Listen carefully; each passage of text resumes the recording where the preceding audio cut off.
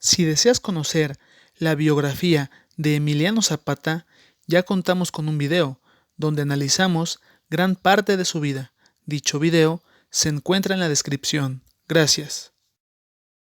Se supone que el poder político se entrega a un grupo de personas con la intención de servir al pueblo.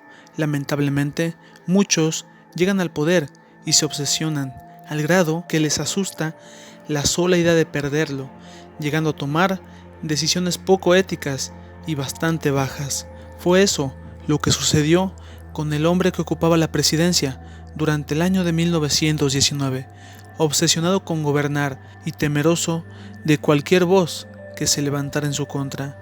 Lo más curioso es que aquella voz que se oponía a su gobierno era la de un hombre que ya casi estaba vencido, y temeroso de una supuesta inestabilidad, el presidente tomó una decisión que ensuciaría su imagen de por vida, de modo que, en esta ocasión, Gayo Sócrates te presenta el fin de Emiliano Zapata. Ya para el año de 1919, la división del norte de Pancho Villa había sido vencida desde hacía 4 años, mientras que Villa se encontraba en el norte del país, encarando a las tropas federales. Sin embargo, don Venustiano encontró un nuevo problema en el sur, siendo precisos, en el estado de Morelos. Emiliano Zapata. Se sabe que el líder campesino del Ejército Libertador del Sur durante 1919 ya casi estaba vencido. Muchos de sus generales habían caído en combate y otros simplemente habían desertado. Sin embargo, seguía en pie de lucha a pesar de ser el general de un ejército mermado. Los zapatistas ya no libraban grandes batallas, se limitaban a escaramuzas con la intención de debilitar las fuerzas federales, las cuales no dejaban de ser superiores. Durante el mes de marzo de 1919, sucedió que Emiliano escribió una carta a don Venustiano, quien ocupaba la presidencia. Se trata de una carta bastante fuerte, en la que aseguraba sería la primera y última vez que se dirigiría a él. La carta comienza desconociendo como presidente a don Venustiano y señalando que desconfiaba de él como político.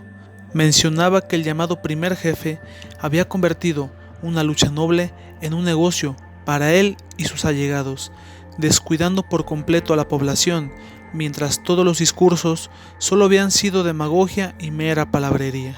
Zapata lo llama oportunista, dictador y saqueador, mientras que, en materia electoral, lo compara con Porfirio Díaz. Sin duda, aquella carta no agradó en absoluto al presidente, de modo que se tomó la decisión de poner fin al caudillo del sur. La importante tarea estaría a manos del general Pablo González.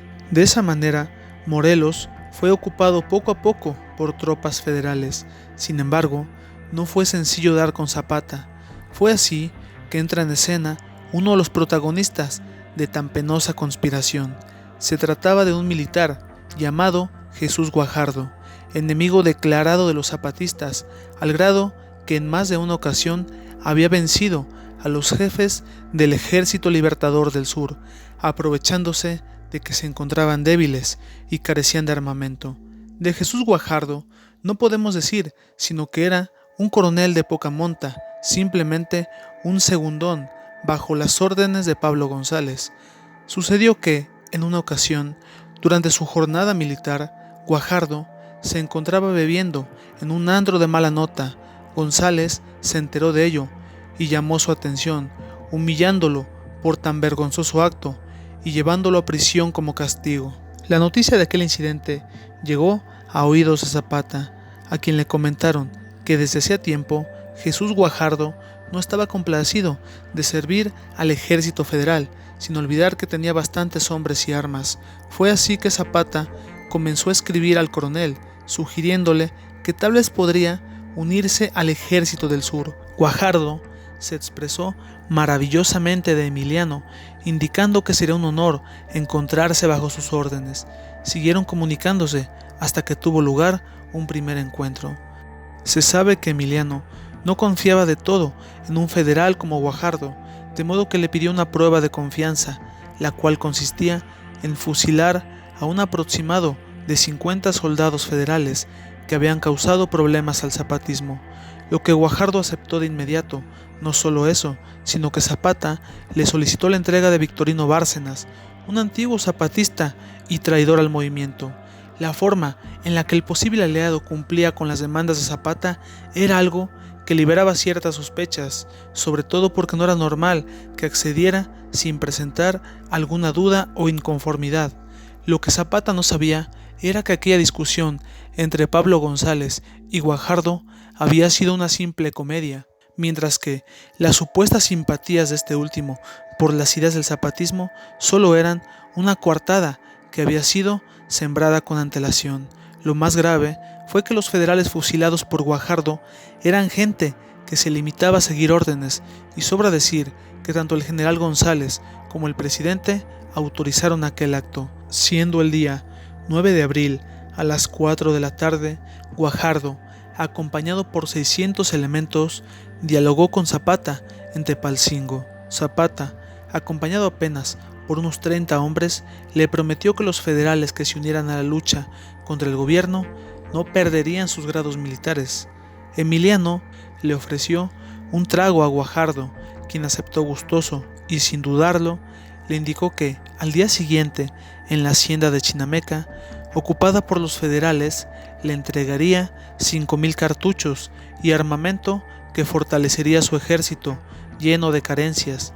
La supuesta diplomacia no terminó ahí, debido a que Guajardo obsequió a Emiliano un caballo alazán llamado el As de Oros. Se programó una cena para celebrar la alianza. Guajardo dijo que se encontraba indispuesto debido a un malestar estomacal. Se acordó que al día siguiente el encuentro en Chinameca tendría lugar. Fue así que llegó el día 10 de abril. No terminaba de amanecer cuando Zapata se hace acompañar de unos 400 hombres. Su destino, la hacienda de Chinameca. Llegaron a las 10 de la mañana y ya encontrándose fuera y siendo custodiado por su escolta personal, el caudillo contó a sus acompañantes que un año antes, en ese mismo lugar, sufrió una emboscada que puso en peligro su vida. Llegó ante Emiliano, uno de los enviados de Guajardo, diciendo que debía ingresar a la hacienda, donde ya todo estaba dispuesto, tanto hombres como municiones, sin dejar de lado que se ofrecería un banquete en su honor. Lo acompañaron solo 10 de sus hombres, mientras los demás esperaron fuera, con las carabinas enfundadas. Zapata montaba el As de Oros. Faltaba poco para las 2 de la tarde. Los caballos desfilaban lentamente, mientras los jinetes observaron que había militares al frente, y bastó con levantar la mirada para comprobar que también se encontraban en la planta superior. Daba la impresión de que la guardia le haría honores al caudillo del sur. Sonó 3 veces el clarín, y justo cuando finalizó la última nota, apenas cruzó el dintel de la puerta, los soldados apuntaron sus fusiles y metrallas hacia el general y sus acompañantes. Se desató un enorme caos, acompañado por detonaciones, a pesar de que los fusiles solo fueron descargados 2 veces. Emiliano cayó de la montura. Ya nada tenía sentido. Más de 1000 elementos federales atacaron a los zapatistas que aguardaban en el exterior de la hacienda, quienes se dispersaron al encontrarse consternados debido a la pérdida de su jefe. Guajardo, apenas se apagó aquel caos, se acercó a Zapata y comprobó que no volvería a levantarse. Echó el cuerpo a los lomos de un caballo, llevándolo a Cuautla, exhibiéndolo como si se tratase de algún trofeo. Sobra decir que el conspirador fue ascendido y obtuvo una paga de 50,000 pesos. Durante algunos días más, el cuerpo de Zapata fue expuesto a las miradas de la población, justo como si se tratase de dar alguna advertencia para aquellos que se opusieran al gobierno. Don Venustiano escribió una carta felicitando al general Pablo González, señalando que la caída del cabecilla había sido un gran triunfo para el gobierno. Los periódicos de la época señalaron que Emiliano Zapata había caído durante un combate, dejando de lado que aquello fue un plan demasiado bajo. Los zapatistas, ya sin su líder, siguieron en pie de lucha durante algo más de un año. Lamentablemente, sus voces se fueron apagando. Mucha gente decía que aquel hombre que fue emboscado en Chinameca no era Emiliano. Decían que a él le faltaba un dedo de la mano derecha y ese hombre los tenía todos, señalando que el general tenía una cornada en la pierna o un lunar en el pecho. Muchos llegaron a decir que quien se presentó en Chinameca era su compadre, que se le parecía físicamente.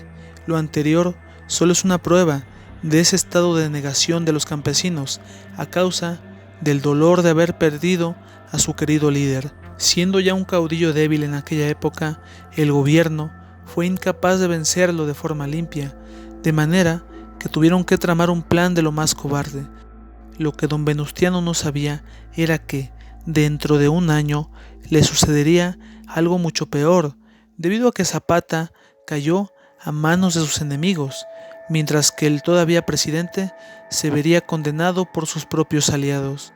De ese modo llegamos al final de este video. Si te gustó, danos un like y suscríbete para más trabajos. Gracias.